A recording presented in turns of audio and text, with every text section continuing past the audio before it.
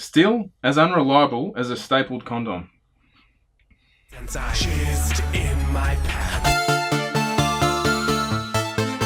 So we've done a few Rotary videos lately, sort of more technical orientated, and they've got to a bit of criticism. All the RX-8 boys not liking this. Don't want to piss them off. They sort of act like we've got no experience with rotaries. Like our last project car. Hey, the last project car had an LS, didn't it? We hate rotaries. Yeah. But I mean, I've owned a rotary street car.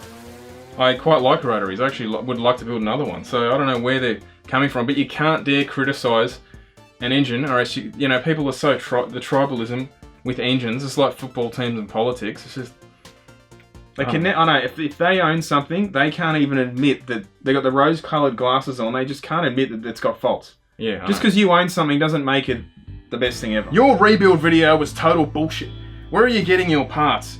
You are a dumbass and have no idea what you're talking about. I've forgotten more about engineering than you know. Total dumbass. Well, it looks like we've got a new boss in town for this one.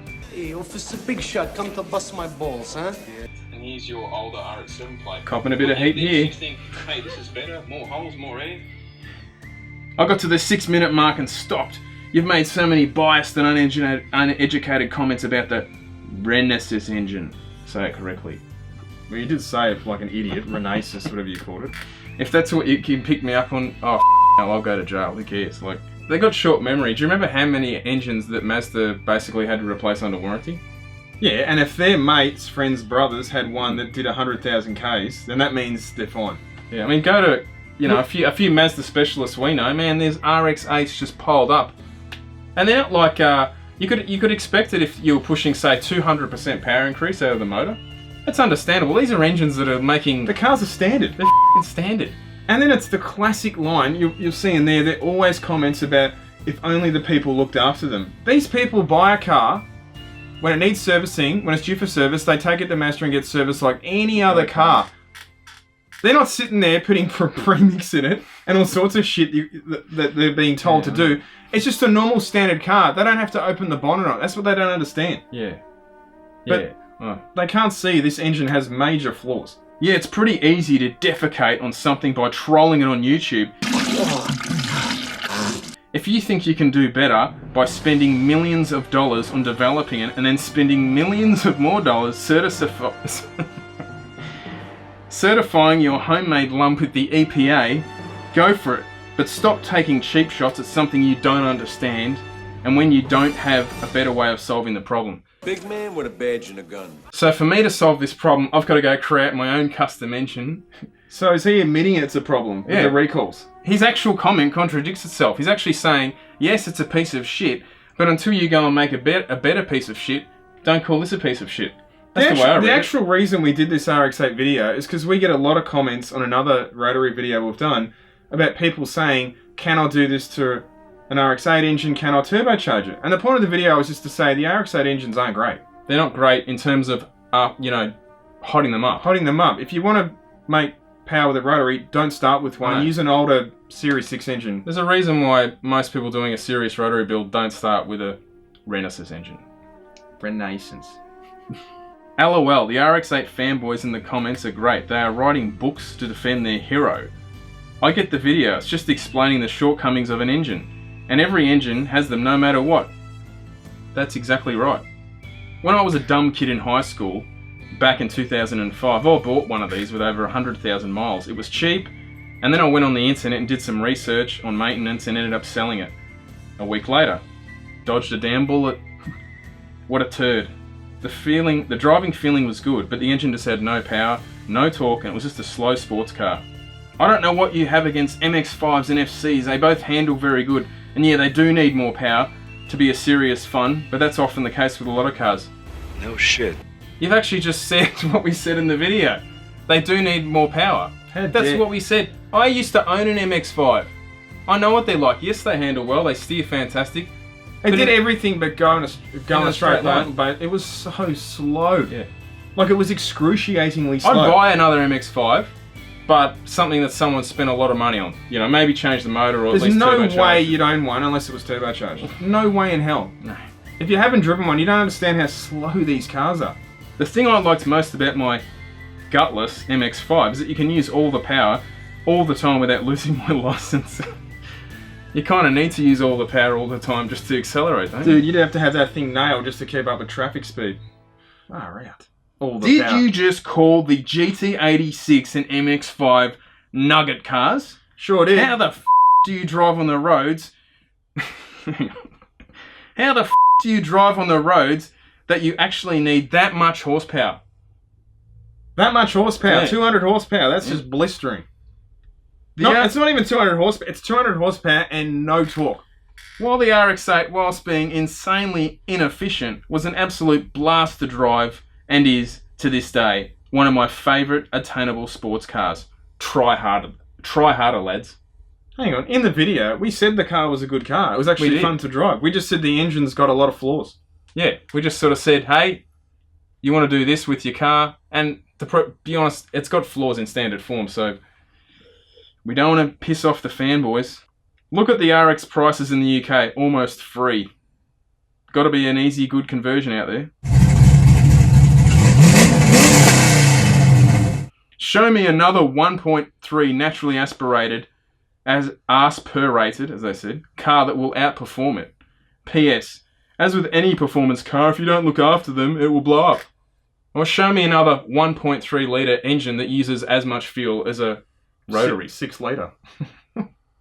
I love how people compare them to piston engines. It's not a freaking piston engine. No. When you design an engine that works that is totally different from internal combustion engines, then I'll listen to you. We've got to start designing new engines, So you better start cracking. We'll start designing a new engine. Anybody and talk shit on someone else's accomplishments. The Rotary needs improvement just like every other engine on the market. But it's an amazing power plant with only 3 moving parts. Just 3. Only 3 parts in the motor that actually move. It's such an amazing engine that it's actually being pulled from production. The only reason why they're unreliable is because people like you don't know how to take care of them. Probably like you guys. Actually, I had a Rotary. Actually, you drove it to university for a fair while. Never missed a beat. It wasn't. I didn't know how to look after it, and one day it needed oil, so I just poured water in the motor, and it kind of blew up. So you've got me there. Actually, one time it didn't start because it was in the middle of winter and the car was never garaged. And I opened the bonnet, and the leads had completely iced over. Took the leads off, just banged them on the side. This is when I had no money. Got rid of the ice, put them back on, cranked straight away. That car was actually started every time. It went alright, yeah. Yeah, never had a problem with the thing.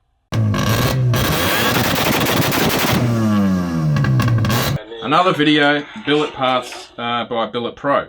Just when sinking all your money into the Rotary game couldn't be any easier, these guys up the stakes. I thought that was a pretty good comment, actually. There's a lot of comments like this though. Holy shit, 2,700 for one plate, no thanks. 98% of us are budget building and not doing it professionally. No shit! They're high-end plates for effectively race engines. And then you're saying shit like, that doesn't suit people on a budget. You don't put these plates in an engine to make 400 or 500 horsepower, mate. Correct me if I'm wrong, but I thought cast iron is stronger than billet aluminium. Obviously, if the billet aluminium is way thicker, it may be stronger, but comparing apples with apples, I thought cast iron would actually way be stronger. Technically, what you're saying is correct. Like, we know technically cast iron, in theory, is stronger than aluminium. Everyone would say that, but it's the actual way the parts created is very different. And the fact that these parts work is why people sell them. If they weren't stronger, people wouldn't buy them. Yeah, they're actually proven to make, whether it's a Rotary or piston engine, people are using billet blocks and parts, and they're making insane... They're also a lot lighter. A lot lighter, but they're making insane power on them that you could never do with a factory cast engine. Why not make this more affordable so more Rotary guys can buy them? I know some research has been done, but prices you mentioned are just pushing people to do LS swaps. Just make them cheaper. Why don't you just go to your job and just get paid half? The Rotary engine was designed to be simplistic, but it's been turned into a cash cow by a handful of tuners, engine builders and machinists that want you to believe that you can have a fast, fun, reliable Rotary without paying them. What is he talking about? And God forbid anyone would want to make some parts that are stronger. The actual OE engine in any engine, doesn't matter what it is usually not designed to cope with 2 or 3 These comments are stupid. If you're building an engine and effectively you keep having issues with it, not from tune-ups, the engine is cracking just from stress because it wasn't designed to take it. What are you supposed to do? Apparently you're not supposed to... You shouldn't be great. You know, you shouldn't be happy that this company's out there trying to push the envelope. Well, whether make it's new parts. a rotary or piston. That's what I mean. Anything like Engine blocks and that sort of thing. Cast iron parts are very strong, but a lot of them do have, you know, they get to a point where they crack. It should be cheaper that way. The average guy could enjoy the benefits. Yeah, we're talking big savings. Because billet plates in a rotary race engine are designed for the average guy. Yep. Who cares about the guy who has a $100,000 race car? There's only a handful of those. There's no way it should cost $2,700 to produce. Did you see the memo about this? I bet money it could be made at half that price. 50% off. Incredible. Then more people would be able to enjoy these awesome products. Has this idiot never heard of overheads? Like, any idea what the machine costs, the tooling, the materials to make it, the R&D, the ongoing expenses, the software? But maybe they're just this minor little things. Don't worry about that. maybe he should send in a cost-benefit analysis and just we're going to make $1,000 plates now. This guy clearly runs a successful business.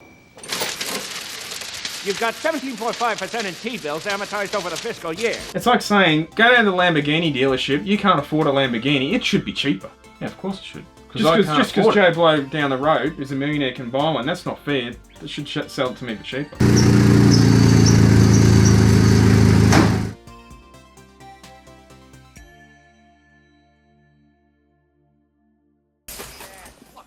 Whose hot dog is this, huh? Is it yours?